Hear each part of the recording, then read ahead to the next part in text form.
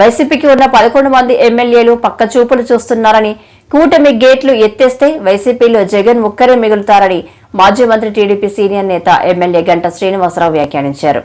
మాజీ ముఖ్యమంత్రి వైఎస్ఆర్సీపీ అధినేత జగన్మోహన్ రెడ్డిపై ఆయన తీవ్ర విమర్శలు గుప్పించారు. అరాచకాలకు జగన్ బ్రాండ్ అంబాసిడర్ అని ఎద్దేవా చేశారు.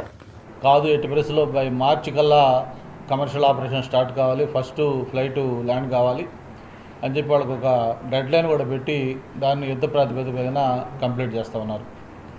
అంటే మనకి భోగాపురం అనేది ఒక గ్రోత్ ఇంజన్గా మనకు ఉండిపోతూ ఉంది ఇంటర్నేషనల్ ఎయిర్పోర్ట్.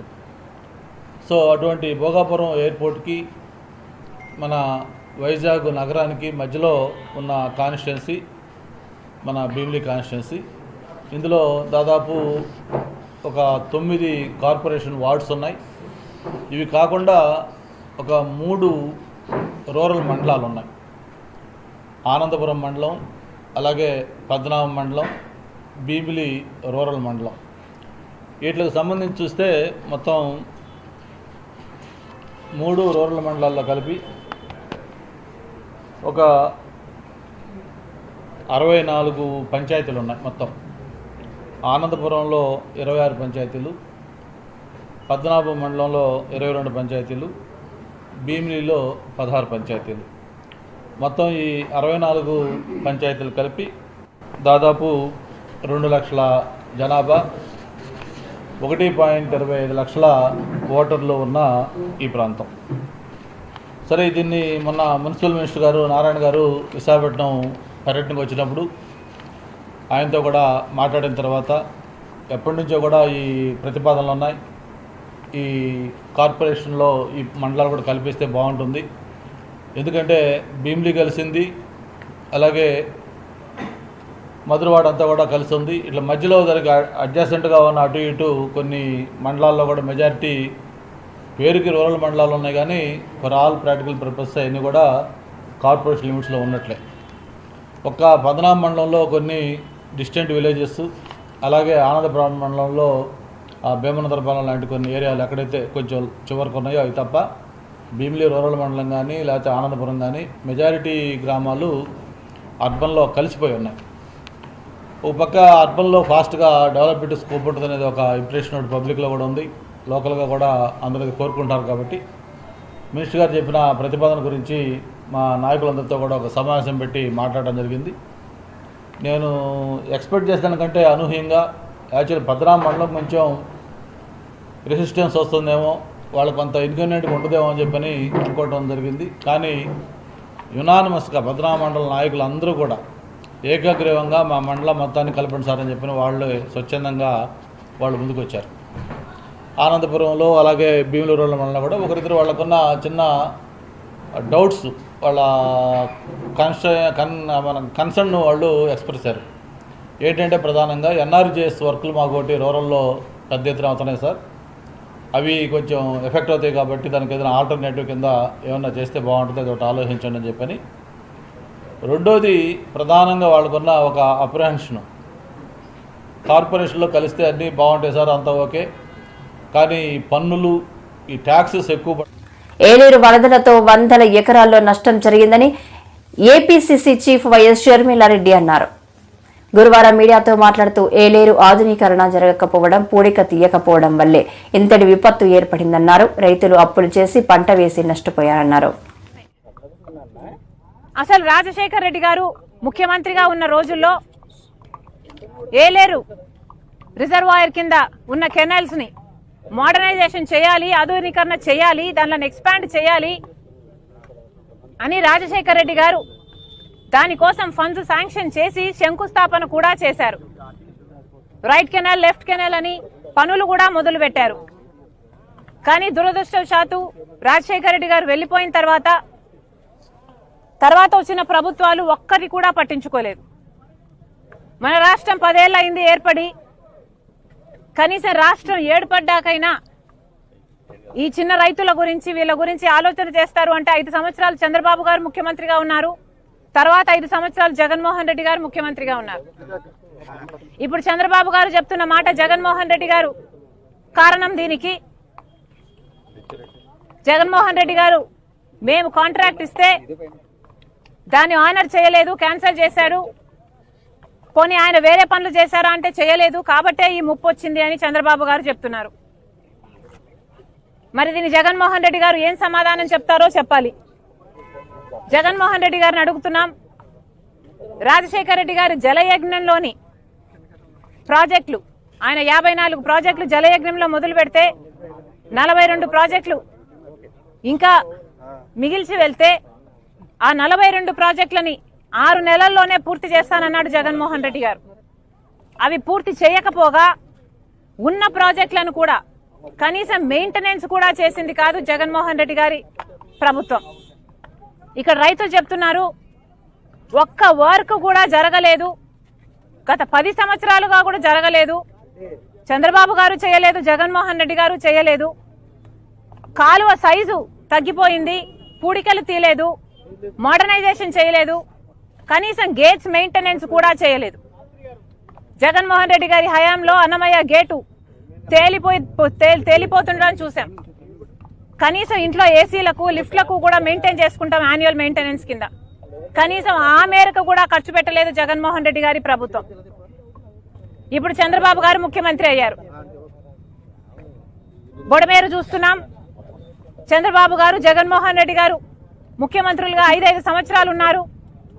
కానీ బొడమేరు కారణంగా ఈరోజు విజయవాడ అంతా వరదైపోయింది. కారణం ఎవరా అని చూస్తే ఎన్క్రోచ్మెంట్స్ ను క్లియర్ చేయనందుకు ఈరోజు బుడమేరు ట్రాజడీని చూస్తున్నాం. మరి వీటన్నిటికీ కారణం ఎవరు? అధికారంలో ఉన్న పాలకులు. రాజశేఖర రెడ్డి గారు శంకుస్థాపన చేస్తే ఏలేరు రిజర్వాయర్ కి కనీసం అది కూడా పూర్తి చేసే సామర్థ్యం లేకపోయింది తర్వాత వచ్చిన ముఖ్యమంత్రులకి. మరి వీళ్ళని ఏమనాలి? ఎందుకు వీళ్ళని ఎన్నుకోవాలి? మళ్ళీ చెప్తున్నాం, ఇప్పటికైనా మేలుకోండి. చేయాల్సిన పనులు మీరు చేస్తే రైతులకి ఇంత ఇబ్బందులు రావు. ఇది ఏ మాత్రం రిపేర్ వర్క్స్ చేస్తున్నా, దీన్ని మెయింటైన్ చేస్తున్నా ఈ రోజు రైతులకు ఇంత కష్టం వచ్చుండేది కాదు. మళ్ళీ చెప్తున్నాం, చంద్రబాబు గారే చెప్తున్నారు, 6 లక్షల రైతులు 6 లక్షల ఎకరాలలో పంట నష్టం జరిగింది అని. ప్రతి రైతు కనీసం 30,000 రూపాయలు ఖర్చు పెట్టానని చెప్తున్నాడు.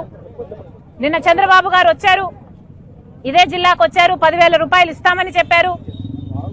కానీ చంద్రబాబు గారు దాడికి ధర్నాకి తేడా తెలీదా? ఫేక్ జగన్, ఫేక్ మాటలు అని పంచమార్తి అనురాధ అన్నారు. ఈ మేరకు ఆమె మీడియాతో మాట్లాడారు. వైసీపీకి ఉన్న 11 మంది ఎమ్మెల్యేలు పక్క చూపులు చూస్తున్నారని, కూటమి గేట్లు ఎత్తేస్తే వైసీపీలో జగన్ ఒక్కరే మిగులుతారని ఆమె అన్నారు.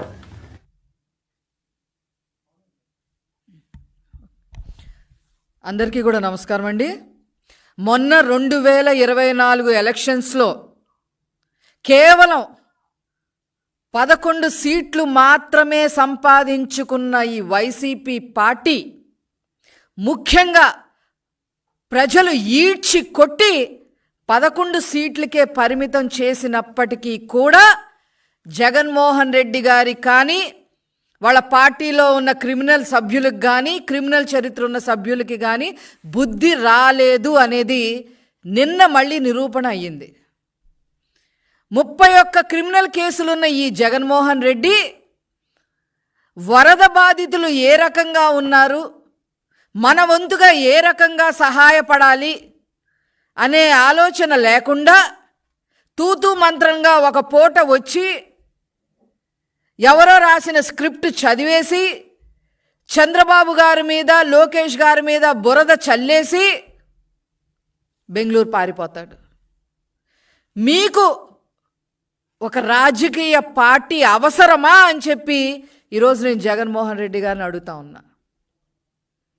అనేక మందిని హత్యలు చేసి అనేక వాటి మర్డర్ కేసుల్లో ఉండి ఈవీఎంలకి సైతం పగలగొట్టి ప్రజల్ని భయభ్రాంతులు చేసిన పిన్నెల్లి రామకృష్ణారెడ్డిని వెళ్ళి పరామర్శించి వస్తావు. ఇసుక మాఫియా చేసి 3 లక్షల టన్నుల పైన ఇసుక మింగేసి ఒక సామాన్య ఫోటోగ్రాఫర్గా ఉండి ఇసుక దొంగగా మారి వందల ఎకరాల్లో అరటి చెట్లు నరికేసి రైతుల్ని బజార్న పడేసి నరకడమే కాకుండా వాటిని తగలపెట్టేసి చంద్రబాబు నాయుడు గారు అమరావతిలో వేసిన సీసీ రోడ్లని తవ్వేసుకొని కంకర అమ్ముకొని చివరికి వరదలు వచ్చిన సమయంలో కుట్ర పన్ని అతని ఇసుక దందాని ప్రోత్సహించే ఆ పడవల్ని బ్యారేజీల దగ్గరికి పంపించి గేట్లని నాశనం చేసి ఏకంగా బ్యారేజీనే కూల్చేయాలని చూసి లంక గ్రామాలు మునిగిపోతే వేల మంది ప్రజలు చనిపోతారు, దాని మీద మనం శవరాజకీయం చెయ్యొచ్చు అనే ఆలోచన విధానం చేసిన ఈ నందికం సురేష్ని అన్నిటికీ మించి దేవాలయం లాంటి మా పార్టీ ఆఫీస్ని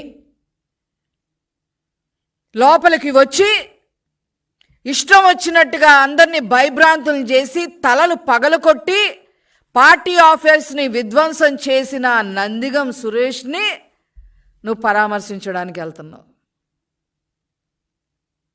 అది అంతేకాకుండా ఇంకోటి కూడా అడుగుతున్నావు, నీ నెక్స్ట్ పరామర్శ ఎవరో కూడా మేమే చెప్తాం.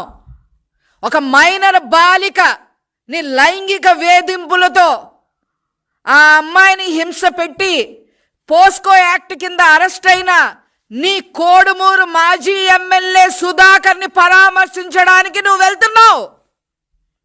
ఒక క్రిమినల్ని వెళ్ళి పరామర్శించడం, తెల్లారి బెంగళూరు పయనం అవ్వడం, ఇంకొక క్రిమినల్ని పరామర్శించడం, ఇష్టం వచ్చినట్టుగా ప్రెస్ మీట్లు మాట్లాడటం, బురద చల్లటం, చంద్రబాబు గారి మీద లోకేష్ గారి మీద బురద చల్లడం, బెంగళూరు వెళ్ళి పడుకోవటం. నీలాంటి వారికి అసలు రాజకీయం అవసరమా అని చెప్పి ఈ సందర్భం. స్టీల్ ప్లాంట్ విధ్వంసాన్ని మోడీ ప్రభుత్వం నిలుపుదల చేసే విధంగా టీడీపీ జనసేన కూటమి కేంద్రంపై ఒత్తిడి తేవాలని సిపిఎం జగ్గునాయుడు విశాఖలో డిమాండ్ చేశారు. ఈ నెల 15వ తేదీన పాతగాజువాక జంక్షన్లో మహాధర్నా చేపట్టనున్నట్లు తెలిపారు. స్టీల్ ప్లాంట్ను స్టీల్లో విలీనం చేయాలని అన్నారు. సొంత గనులకు వర్కింగ్ క్యాపిటల్ ఇవ్వాలని డిమాండ్ చేశారు. ప్లాంట్ను పూర్తి స్థాయి సామర్థ్యంతో నడిపించే బాధ్యత కేంద్రంపై ఉందన్నారు. ఉద్యోగ ఖాళీలను భర్తీ చేయాలని కోరారు. నిర్వాసితులకు ఉద్యోగాలు ఇవ్వాలని జగ్గునాయుడు విజ్ఞప్తి చేశారు. ప్రభుత్వం కొనసాగిస్తామని చెప్పని ఇప్పుడున్న పరిస్థితులు రాజకీయ అనుకూల పరిస్థితులు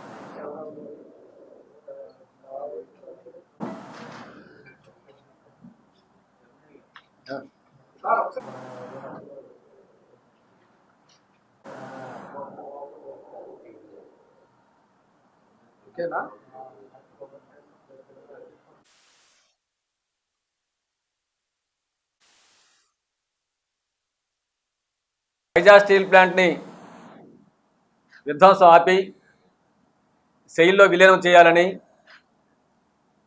రాష్ట్రంలో ఉన్నటువంటి టీడీపీ జనసేన కూటమి కేంద్రంపై ఇందుకు ఒత్తిడి తీసుకురావాలని డిమాండ్ చేస్తూ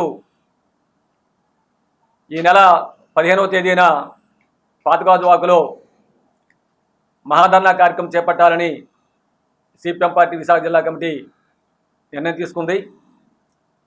ఈ కార్యక్రమంలో స్టీల్ ప్లాంట్ ఆఫీసర్లు, పర్మనెంట్ కాంట్రాక్ట్ కార్మికులు, నిర్వాసితులు, ప్రజలు పెద్ద ఎత్తున పాల్గొని జయప్రదం చేయాల్సిందిగా మీ ద్వారా విజ్ఞప్తి చేస్తున్నాం. మాకు అధికారం ఇవ్వండి, స్టీల్ ప్లాంట్ అమ్మకం ఆగిపోయింది, దీన్ని అభివృద్ధి బాట పట్టిస్తామని చెప్పని ఇటీవల ఎన్నికల్లో కేంద్ర బీజేపీ, రాష్ట్ర టీడీపీ జనసేన కూటమి ఎన్నికల వాగ్దానం చేశాయి. స్టీల్ కార్మికులు విశాఖపట్నం ప్రజానీకం నమ్మారు. రాష్ట్రంలో ఎక్కడా లేనంత విధంగా విశాఖ ఎంపీ, గాజువాక ఎమ్మెల్యేతో పాటు మొత్తం అన్ని అసెంబ్లీ స్థానాల్లో కూడా భారీ మెజార్టీలు ప్రజానీకం ఇచ్చారు. అధికారం చేపట్టి 3 నెలలు అవుతుంది. స్టీల్ ప్లాంట్ని అభివృద్ధి బాట పట్టడం విషయం పక్కన పెడితే దాన్ని రోజు రోజుకి మరింత నష్టం చేసే చర్యలకి కేంద్రంలో మోడీ ప్రభుత్వం పూనుకుంటా ఉంది. ఉత్పత్తిని దెబ్బతీసే చర్య ప్రధానంగా చేపట్టింది. స్టీల్ ప్లాంటు 21,000 మిలియన్ టన్నుల ఉత్పత్తి సామర్థ్యం కలది. కానీ రోజు కేవలం 5,000 టన్నులు మాత్రమే ఉత్పత్తి అవుతా ఉంది. 3 బ్లాస్ట్ ఫర్నేస్. వీరుమామ ఆధ్వర్యంలో విశాఖలో వింటాజ్ కారులో వినాయకుడిని సందేశాత్మకంగా నిమజ్జనం చేసి అందరి మన్ననలు పొందారు. వీరుమామ twins human duty staff drugs respect alerts ప్లక్కార్డులతో, అలాగే సిబ్బంది follow traffic rules, staff child abuse, respect women నినాదాలతో ద్వారకా నగర్ నుండి బీచ్ వరకు ఊరేగింపుగా వెళ్లి నిమజ్జనం చేశారు. ప్రతి ఒక్కరూ అందరినీ అభిమానిస్తూ ప్రేమ ఆప్యాయతలు పెంచుతూ ఉండాలని వీరుమామ తెలిపారు. ఇలా ఓపెన్ టాప్ కారులో వినాయకుడిని తీసుకెళ్లడంతో విశాఖ వాసులు ఆసక్తిగా చూశారు. అందరికీ నమస్తే అండి, నేను మీ వీరుమామని మాట్లాడుతూ ఉన్నాను. ప్రతి సంవత్సరం వినాయక ఉత్సవాల్ని మా ఆఫీస్ ఆధ్వర్యంలో మరి చేస్తూ ఉంటాం 5 రాత్రులు. మరి ఈ రోజున ఓంకార గణపతిగా, ఎందుకంటే ఎక్కడైతే చదువు అందరికీ ఉంటుందో వాళ్ళు ఎక్కడికి వెళ్ళినా సరే వాళ్ళు ఫ్లరిష్ అవుతారు. ఎందుకంటే చదువే అన్నిటికన్నా ముఖ్యం. అందుకోసమనే ఈసారి కలశం అనేది కూడా మనందరికీ కూడా మన భారతీయ సంస్కృతి సంప్రదాయాల ఒక భాగం కాబట్టి కలశం మరియు ఓంకార గణపతిగా ఈసారి మేము ఈ గణపతిని పూజించడం చేసిన తర్వాత 5 రోజులు చేసిన తర్వాత కుంకుమ పూజ అనంతరం ఈరోజు ఈ ఓపెన్ టాప్ ఒక కార్లో, ఎందుకంటే మాది ఈవెంట్ మేనేజ్మెంట్ సంస్థ కాబట్టి వినాయకుడికి మాత్రమే మనం ఎలాగైనా చేసినా కూడా పూజలు దిగ్విజయంగా జరుగుతూ ఉంటాయి. వినాయకుడిని ఎన్నో రూపాల్లో మనం చూస్తూ ఉంటాం, ఎందుకంటే ఆయనకి మన ప్రథమ దేవుడు, ఆయనకి మాత్రమే అలాంటి పూజలు కూడా మనం చేయగలం. సో ఈరోజు మా బుజ్జి గణేశుడిని ఈ ఓపెన్ టాప్ కార్లో, అది కూడా ఒక కాన్సెప్ట్, ఎందుకంటే స్టాప్ చైల్డ్ అబ్యూస్. చాలా చోట్ల మనం చాలా చిన్న పిల్లల్ని ఈరోజు ఇబ్బంది పెట్టడం, అలాగే చాలా చిన్న పిల్లల మీద లైంగిక వేధింపులు కానీ ఇవన్నీ చూస్తూ ఉన్నాం. దీన్ని మనం ఆపాలి మొట్టమొదటిగా. అలాగే మన భారతీయ సనాతన ధర్మం ఏం చెప్తుందంటే పెద్దవాళ్ళని ఎప్పుడు కూడా పూజించాలి. మన తల్లిదండ్రులు కావచ్చు, గురువులు కావచ్చు, మనకన్నా ఒక్కరోజు పెద్దవాళ్ళైనా సరే వాళ్ళకి కాళ్ళకి నమస్కరించడం అనేది అది చిన్నప్పటి నుంచి కూడా మనం నేర్పించాలి. ఎందుకంటే ఎక్కడైతే పెద్దలు రెస్పెక్ట్ఫుల్గా మనం ఉంచగలుగుతామో, మనం ఉండడం చూస్తామో ఆ సమాజం చాలా బాగుంటుంది. అలాగే ఈ రోజున ఎంతోమంది మరణానికి కారణం ట్రాఫిక్ రూల్స్ మరి పాటించకపోవడం. నేను చాలాసార్లు చూస్తూ ఉంటే మన విశాఖపట్నంలో కూడా రాత్రి 9:30 తర్వాత ఇప్పుడున్న యువత విపరీతంగా అసలు ఎక్కడ కూడా ఆగకుండా విపరీతమైన ర్యాష్ డ్రైవింగ్ చేస్తూ ఉన్నారు. ఈ రోజున ప్రపంచవ్యాప్తంగా ఎంతోమంది మరణానికి కారణం ఎటువంటి వ్యాధి కాదు, కేవలం ట్రాఫిక్ రూల్స్ పాటించకపోవడం మాత్రమే. కాబట్టి ట్రాఫిక్ రూల్స్ కూడా అందరూ పాటించాలి. ఇక అన్నిటికైనా చాలా ముఖ్యమైనది ఇది, మనం నమ్మినా నమ్మకపోయినా, ఒప్పుకున్నా ఒప్పుకోకపోయినా. మన్యంలో తప్పని తిప్పలు, బాలింతరాలను జేసీబీతో కల్వర్టు దాటించిన ఘటన. అల్లూరు జిల్లా మన్యంలో గిరిజనులకు ఎన్ని ప్రభుత్వాలు మారినా తిప్పలు తప్పడం లేదని ఆవేదన చెందుతున్నారు. బాలింతరాలను జేసీబీ కల్వర్టుతో దాటించిన ఘటన చోటు చేసుకుంది. కొయ్యూరు మండలంలోని పెదమాకారం వాగుపై తాత్కాలికంగా నిర్మించిన కల్వర్టు ఇటీవల కురిసిన భారీ వర్షాలకు కల్వర్టు కొట్టుకుపోయింది. దీంతో పూర్తిగా 100 గ్రామాల పైబడి రాకపోకలు నిలిచిపోయాయి. అత్యవసర పరిస్థితుల్లో బయటకు వచ్చే ప్రయాణికులు అక్కడ హైవే నిర్మాణాలు చేపడుతున్న జేసీబీ వాహనాలు సాయంతో రాకపోకలు సాగిస్తున్నారు. బట్టపనుకుల గ్రామంలో బుధవారం రాత్రి అదే గ్రామంలో నవశిశువుకి జన్మనిచ్చిన గర్భిణీ బాలింతకి మెరుగైన వైద్యం కోసం కొయ్యూరు మండలంలో ప్రభుత్వ ఆసుపత్రికి తరలించడానికి రహదారి మార్గం లేక బాలింతను ఇలా జేసీబీతో అవతల గట్టుకి దాటించారు. అధికారులు వెంటనే స్పందించి వంతెన నిర్మించాలని తమ ఆవేదన వ్యక్తం చేస్తున్నారు చుట్టుపక్కల గ్రామస్తులు.